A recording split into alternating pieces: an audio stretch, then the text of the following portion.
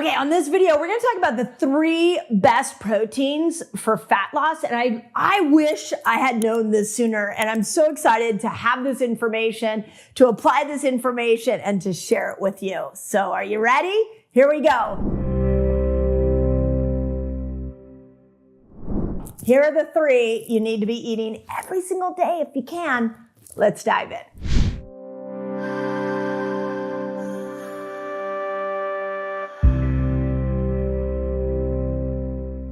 It's interesting because the protein conversation in nutrition has just been bubbling up and bubbling up and bubbling up. And I always like to look at trends. And so one of the trends that I saw is that we, of course, way back in the 1970s and 80s and 90s, we were like, oh, fat is really bad. And everybody went low fat. And that was like our strategy for fat loss was avoid fat.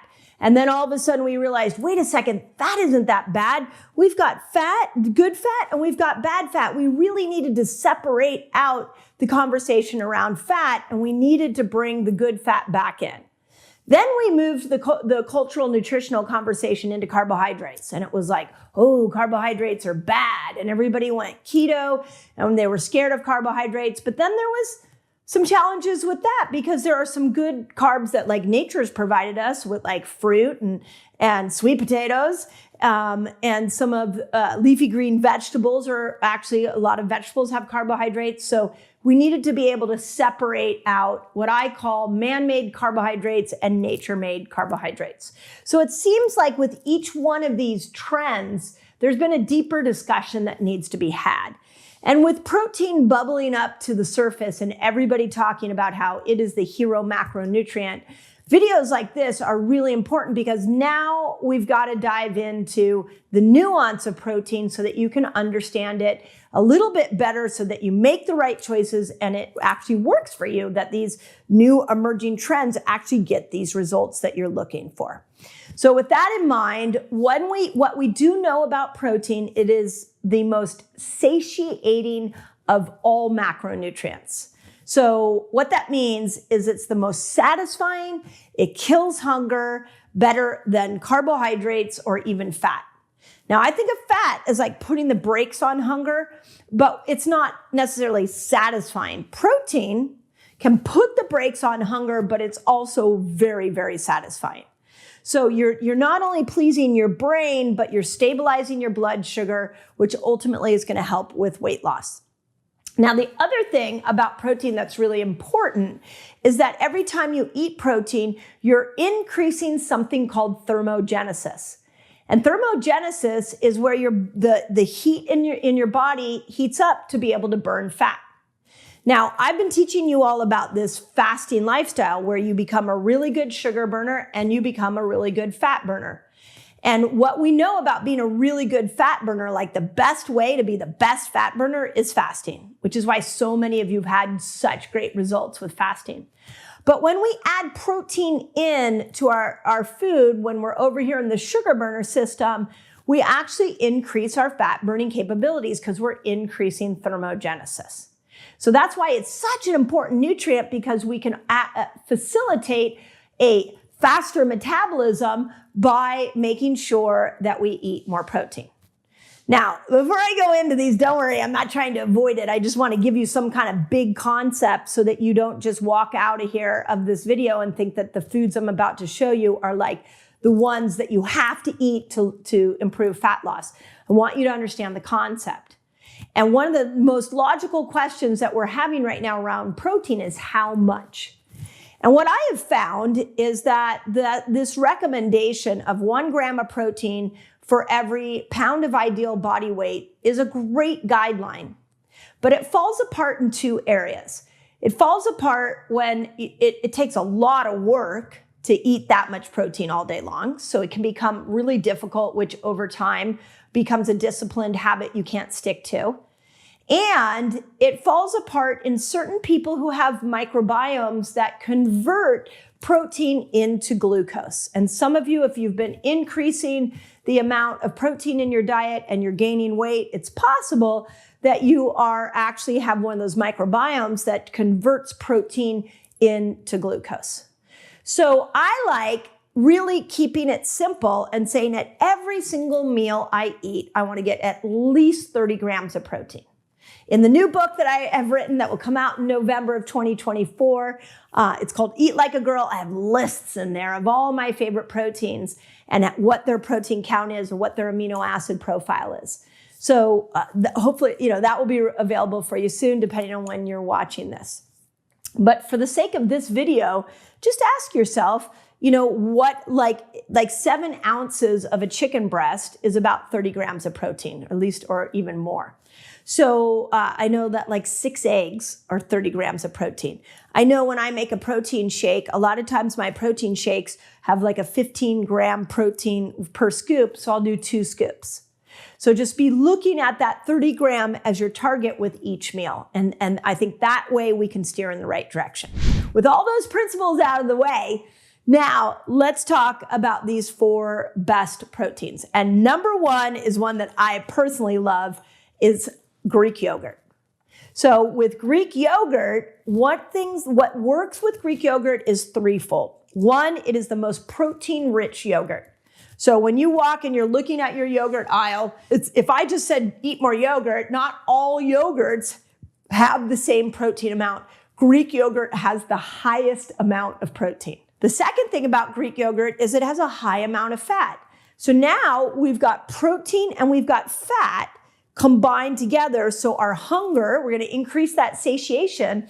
Our hunger won't be as bad. Our blood sugar is not going to skyrocket. Throw some blueberries on there. And now you go watch the video I did on stem cells, because blueberries can help regenerate stem cells for brain function. So a simple breakfast of Greek yogurt with blueberries can be incredibly powerful. Oh, the other thing about Greek yogurt is that it's high in lactobacillus. And there was a really interesting study that I found that showed that people who consumed lactobacillus as a part of their weight loss diet lost significantly more weight than people with the same diet that didn't have that added probiotic in. So remember that your gut microbiome is going to help to control blood sugar. So when we eat Greek yogurt, we are improving that type of bacteria called lactobacillus, which is ultimately helping with blood sugar regulation, which ultimately helps with weight loss. Okay, number 2, and this is one I'm really trying to bring back because I feel like we got lost in the headlines on this one, and that is tofu. So tofu, basically, as many of you know, is at the base of that is soy. It's a phytoestrogen. Soy is a form of plant-based estrogen that can help women increase their estrogen loads. So incredibly important for perimenopause and menopausal women. Remember, when estrogen dips as we go through those perimenopausal years, what happens is we become more insulin resistant. So there's a lot of ways to bring estrogen up, and one of them can be in tofu. So there's a couple of things I want to tell you about. And I'm going to link these studies for you in the notes for those of you that are soy hands. But there were 2 things I wanted to tell you on soy. So one is that 2012 study on menopausal women found that increasing estrogen caused significant fat loss. And then a 27 review showed that eating soy-based protein in particular helped women lose weight. So I personally find tofu easy to eat. Edamame is another thing that I often will eat. And I feel like we need to invite soy back into the female health conversation, because somehow we completely lost our way and we villainized this poor food product that could be so beneficial, not only to your sex hormones, but can be incredibly beneficial for weight loss. Number 3 is fatty fish. Now, what's really cool about fatty fish is it's high in omega-3s. And we need omega-3s, not only for inflammation, but guess what? Those of you that are like, I just want to get rid of the belly fat. Here's a really interesting study that showed that they did 2 groups of adults with identical diets. And the only difference between these 2 groups was they allowed one group to add in omega-3s as a supplement. And what they found was that the group that added in omega-3s as a supplement lost significantly more belly fat than the group that didn't add in omega-3s. We also know that these omega-3 nutrients or fatty acids are precursors for a lot of sex hormones.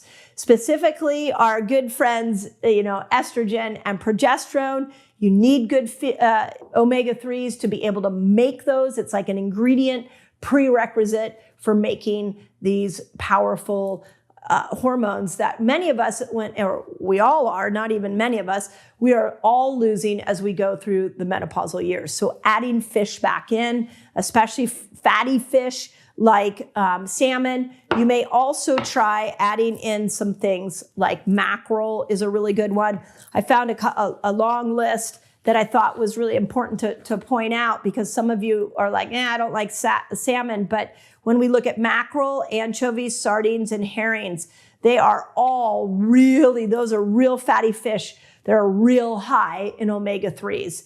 And again, bringing that omega-3 load up is going to help not only with the sex hormone production, but it's also going to help with getting you more protein and making sure that you lose weight, especially around the belly. But for the sake of this video, I really want you to think, when you're thinking about fat loss, I want you to think about this metabolic switch, and I want you to think, yes, fasting is a powerful tool for losing weight, but when I go over into my sugar burner system, I need to bring my protein up, I need to bring my omega-3s up, and I can do it through the foods that I just showed you.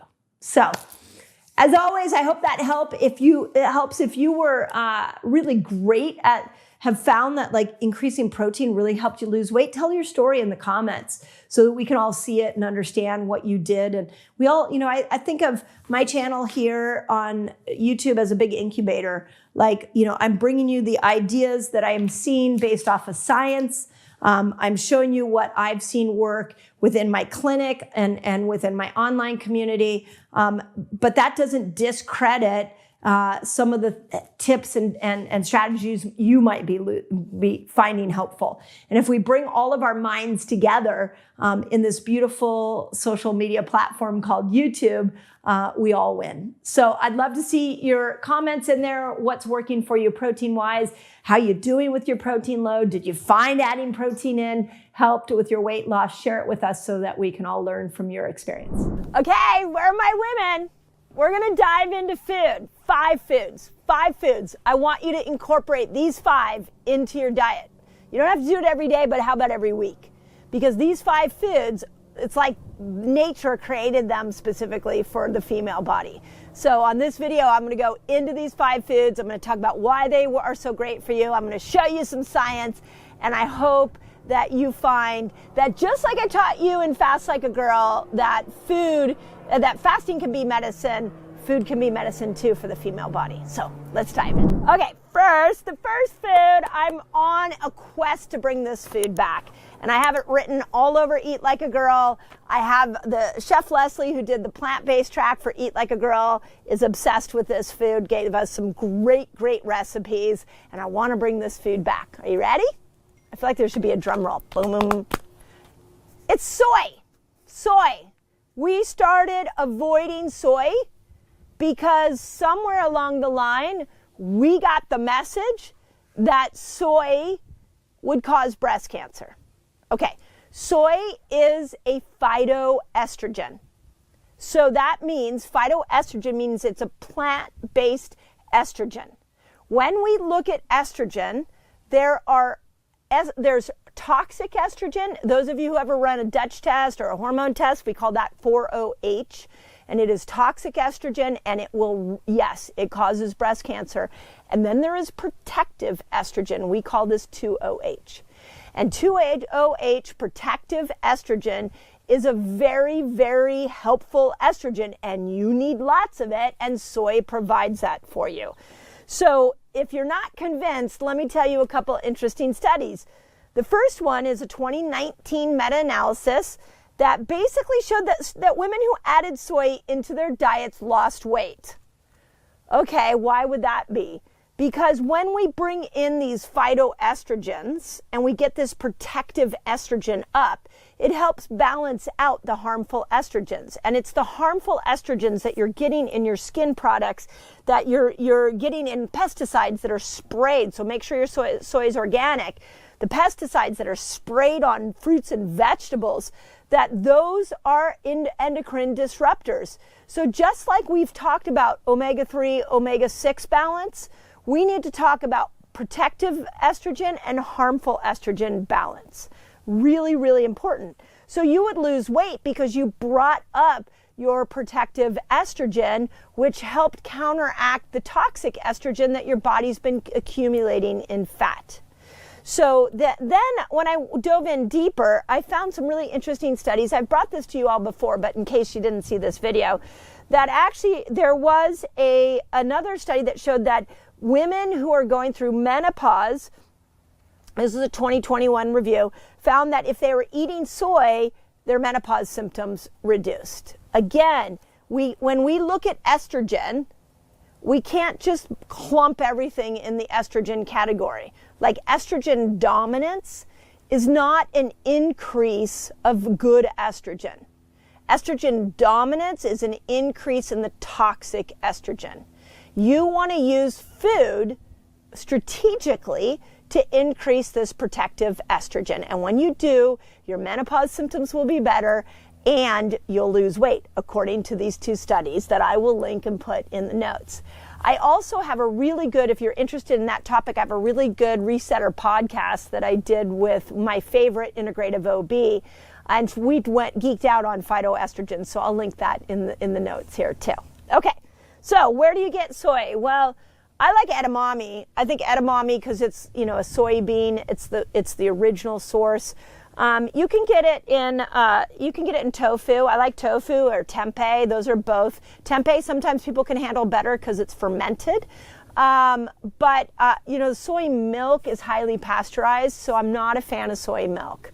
But I am a fan of edamame and tofu and tempeh. So be strategic and make sure you're getting clean soy products. Okay, so that's soy. Are you ready for number 2? This gets better. Number 2, dark chocolate. Okay, yes, healthiest foods that women need. Now, the reason I like chocolate is for several things. I like it because it's got magnesium in it.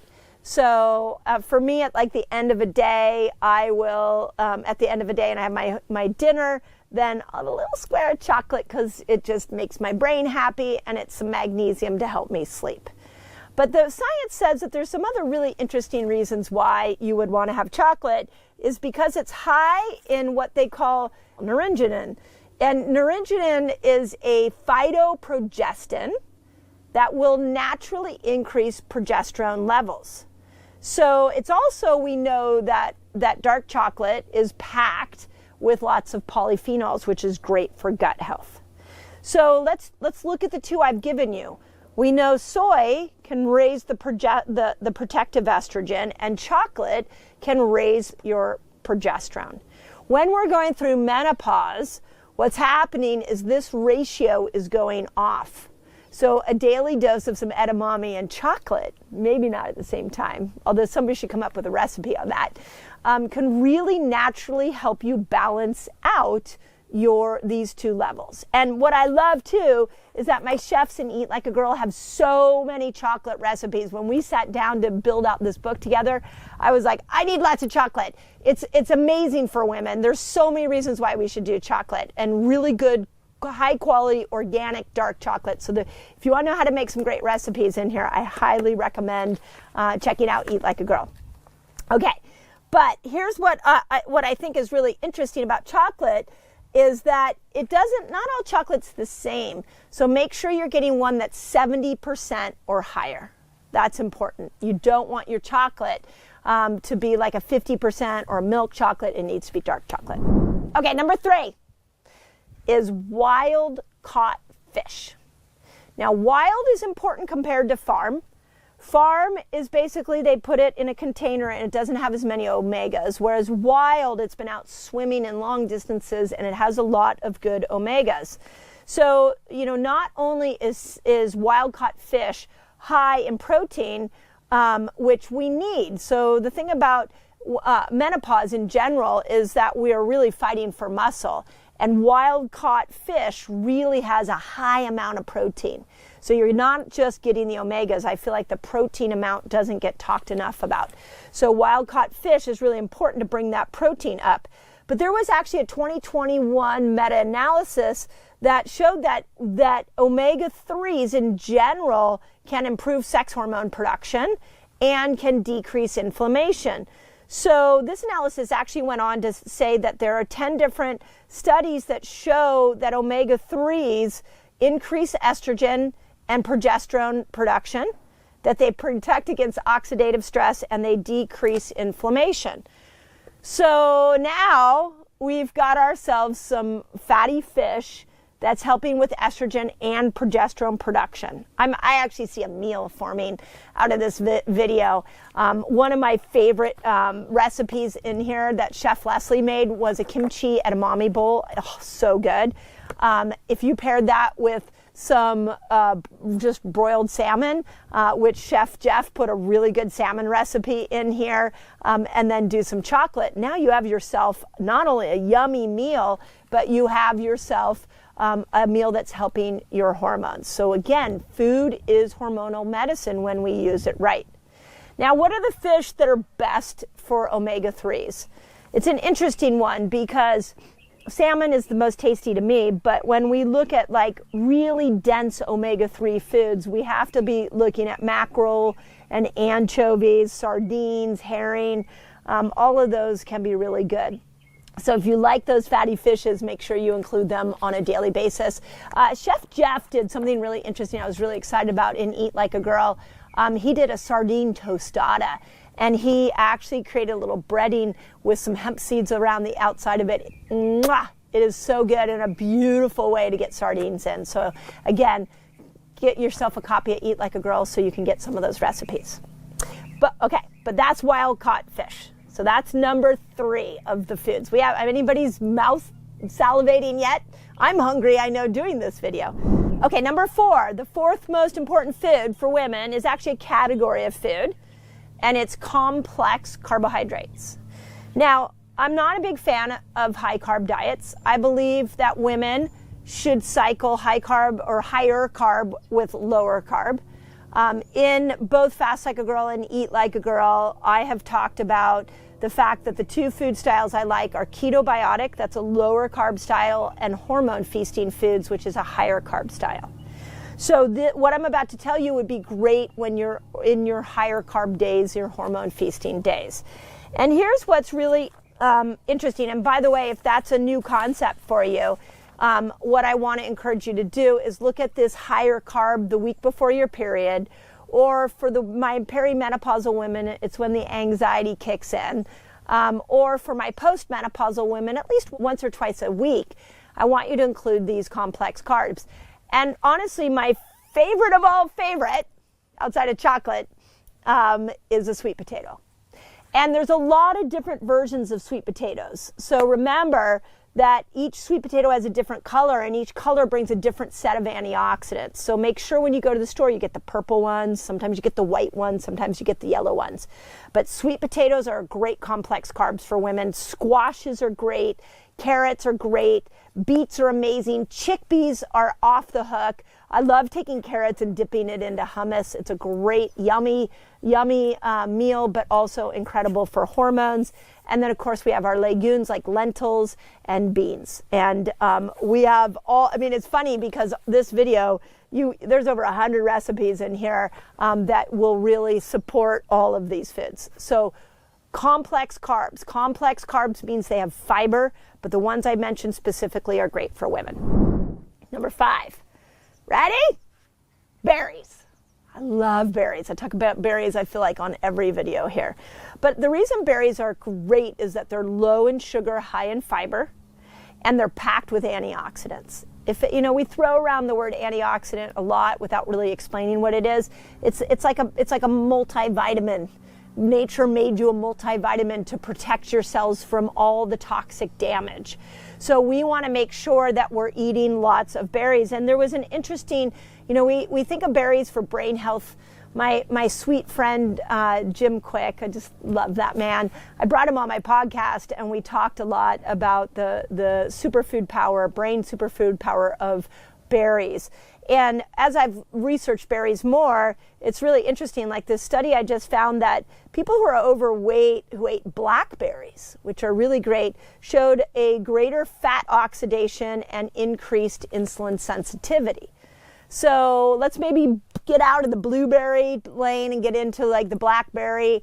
I know that my daughter lives in Idaho, and she was telling me huckleberries are really popular. I was like, huckleberries? I've never tried that.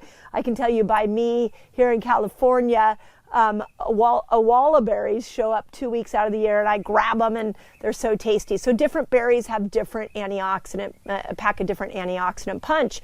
But what's interesting about this study is that they're finding that the blackberry actually can show a greater fat breakdown. That's what oxidation means, and that it can increase your insulin sensitivity.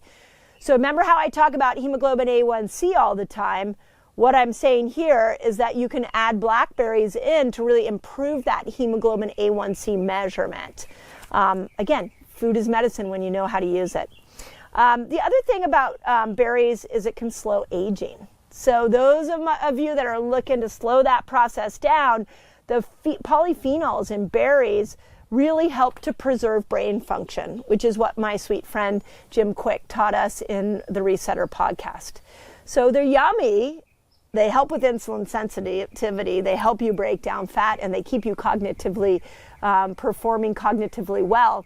And they taste good. It's not like I'm giving you a horrible food to eat. So let's bring berries back into the conversation. So some of the berries that you might look at, strawberries are interesting. Be careful that they're not sprayed with pesticides. Blackberries, blueberries, raspberries, cranberries, because they're a little bitter. Remember, all bitter foods help the liver, and we need the liver to break hormones down. So you do have a good selection there, hopefully, especially if you're in the summertime where berries are prolific. But those are the 5. Okay, soy, we had dark chocolate, we had wild-caught fish, we have the complex carbs like the squashes and the potatoes, and then we have the berries. And I got to tell you, the book is packed with recipes. If you want to know how to make those, my chefs knew how to turn science and what I just taught you into delicious recipes. So Eat Like a Girl's out right now. And if you have a copy, depending on when you're listening to this, tell me your favorite recipe in there. But most of all, keep believing in yourself. Food is hormonal medicine when you understand its power. So keep leaning into the right food so you can just discover how beautiful this body is and how blessed you are to live in this incredible home. Okay, my baby's coming to you. Eat like a girl. You want to know the foods that will support hormones? Guess what? I have them for you already. It's a free giveaway. Just click the link above and I'll send you a list of all the foods that support amazing hormonal health. Okay, fruits and diabetes. How can we match those together? And I also want to point out that a lot of you that go into low carb diets, you start to fear fruit. And I want to bring back fruit for you, because anything that the planet made, anything that's coming from the ground, there's a reason that it's on our planet and it is useful to our bodies. And fruit is one of them. There is a place for fruits. But if you have any metabolic imbalances, if you're diabetic, if you know your hemoglobin A1C is really high, if you're trying to get yourself out of insulin resistance, I know that for many of you watching my channel, it becomes quite easy to avoid fruit. But I don't want you to miss out on all the incredible antioxidants and polyphenols and all the incredible benefits that fruit can give you. So let's just do it in a very metabolically smart way. So here we go. And there's 17 of them. Are you ready?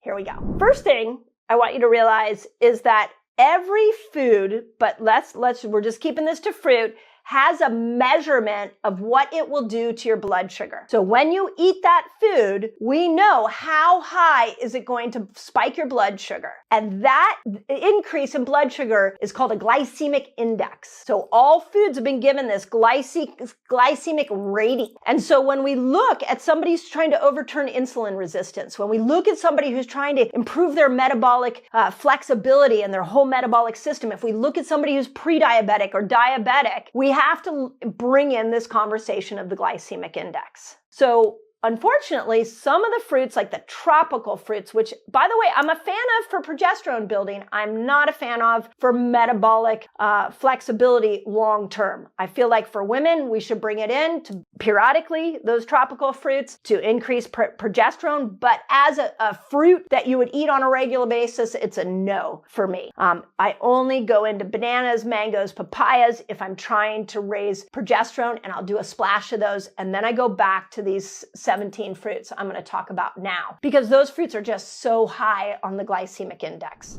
Here is the first one, and it really is a category, but I'll break it down in because it's got some really interesting pieces to it. You can never, ever, ever go wrong with a berry. Berries are amazing. Raspberries, blueberries, blackberries.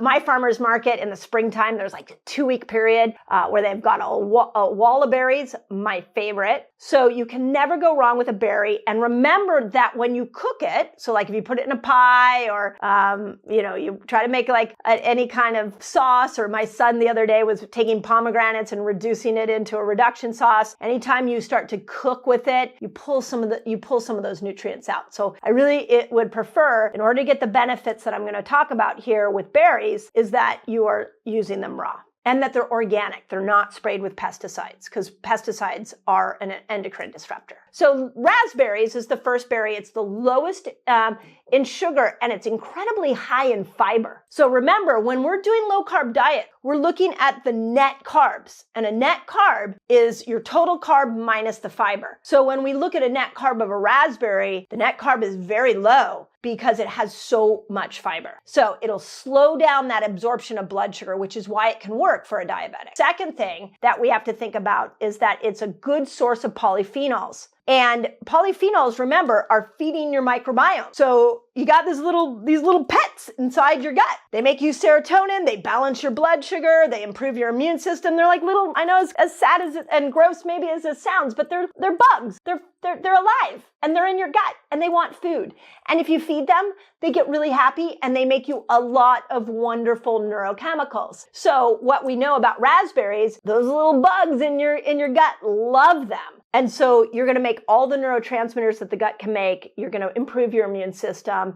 It has even been shown to slow aging. Raspberries and polyphenols have been shown to slow down aging and bring down inflammation. Okay, number 2, strawberries. So strawberries are really low in sugar, which is great, but they have 2 other things, and this is why I put them on the list. They're high in vitamin C, which is really important for hormonal production. You got to have enough vitamin C, but they're also really high in potassium. Okay, my fasters out there, I want you to keep in mind that when we go into fasted states, potassium is one of those minerals that we deplete. And one of the challenges with low potassium can be restless legs. So those of you who get kind of fidgety, can't relax your body, sometimes that's just as simple as a low potassium. And then you put yourself in a fasted state, and all of a sudden the restless leg kind of syndrome sort of appears in a deeper way. Well, strawberries, when you're in your eating window, can really help with that. Number 3, blackberries.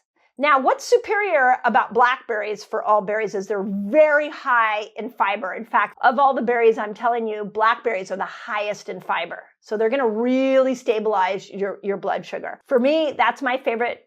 Outside of a wall of berries, my favorite is blackberries. I put it in Greek yogurt. Love it. It's a very common dessert for me. Also really good in fiber. Okay, the last berry that I want to talk about before I move on to other fruits is the blueberry. And the blueberry, if you're not familiar with how powerful the blueberry is, it's really good for your brain because it increases blood flow to your brain. So because of its ability to increase blood flow, it helps with brain function and heart health. Go check out the incredible podcast I did with Jim Quick. We walked through many different superfoods And number 2 was blueberry for brain power. I have blueberries all the time in my refrigerator. Often that's my snack. Sometimes I'll even break my fast with it, but blueberries are incredible superfood. Once we move out of the berry category, we got to move into another category of fruits, and that's called citrus fruits. And citrus fruits are also very low in sugar, which is amazing. So they're low on that glycemic index, which is why they work for diabetics. It's why they work for people who are metabolically challenged right now. So, when I say, it's really interesting, when I say citrus fruits, I think most people think oranges and they think orange juice. I am not recommending orange juice. In fact, if you go and you look at my past videos, I did a whole video on why I hate orange juice. It is such concentrated sugar. But oranges have so much fiber in them and so many antioxidants in them. Oranges are great for making estrogen, by the way, for my women out there, my peri and postmenopausal women. So oranges is great. Grapefruits are great. Lemons, limes, clementine, and tangerines. They're phenomenal. I know when my kids were in grade school, we used to put those little clementines in their bag all the time because it was so easy to peel, so easy to carry, and really, really yummy. And all of these are really high in vitamin C. Remember vitamin C again, you need vitamin C to make hormones. You need vitamin C for your immune system. Third category of food. This is literally one of my favorite. I'm going to share with you my favorite food on the planet, but it's my favorite fruit on the planet. And this category is stone fruits. So stone fruits are really low on the glycemic index, which is great. They're high in fiber. We also have science showing that they improve circulation, so they're good at lowering blood pressure. So specifically, the best stone fruits to eat are peaches, nectarines, and plum. Now, I want to talk a little bit about when if you're like me and you're at the farmer's market and you're trying to decide if something is high in sugar or low in sugar. If you buy something that's just a little bit green, like my favorite fruit, which could be my favorite food, is a white nectarine, and I like it a little crunchy and I like it a little green. And because of that, it's not as high in sugar. It won't raise my blood sugar as high. When you eat stone fruit and it's like dripping out of your mouth, yeah, that's yummy. But the longer that stone fruit ripens, the more sugar builds inside of it. So if you can get a little bit green, some of these peaches and nectarines, even some plums, if they're a little tart, like a green plum is really tart, if you can get some of those tart stone fruits, the glycemic index will be lower. Okay, I got 2 more categories of food. The next one is my absolute favorite, and it's an avocado. Okay, wait, I thought we were talking about fruits. Avocados have a pit in them, which makes them a fruit. Anything that has a pit or a seed is a fruit, technically. So, gosh, avocados are the best fat on the planet. It's also superfood for the brain. Jim Quick and I unpacked the avocado on the Resetter podcast interview I did with him. It's amazing for stabilizing blood sugar. So it can act a little sweet. You know, it's interesting. I'll tell you, one of my favorite things to break my fast with is an avocado with some sauerkraut. So it has a little bit of sweetness to it. I know if you've been eating a high sugar diet, you might disagree with me. But once you pull sugar out, you'll start to see that there is a beautiful sweetness in an avocado. The fat is good fat, so it's really good for your brain. It's great for helping your liver make healthy cholesterol.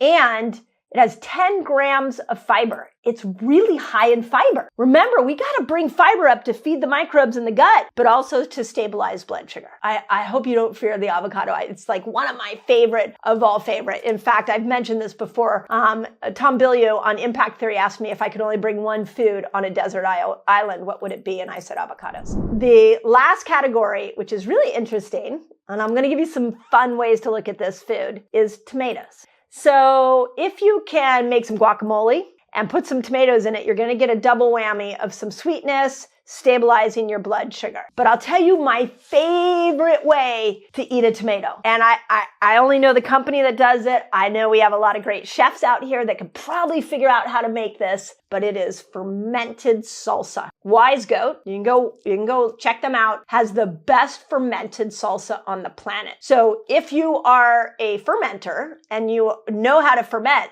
try fermenting salsa. And now you're getting that good bacteria, which is going to stabilize blood sugar. And what we know about tomatoes is that it's not only an anti-inflammatory, especially if you add in some jalapeno.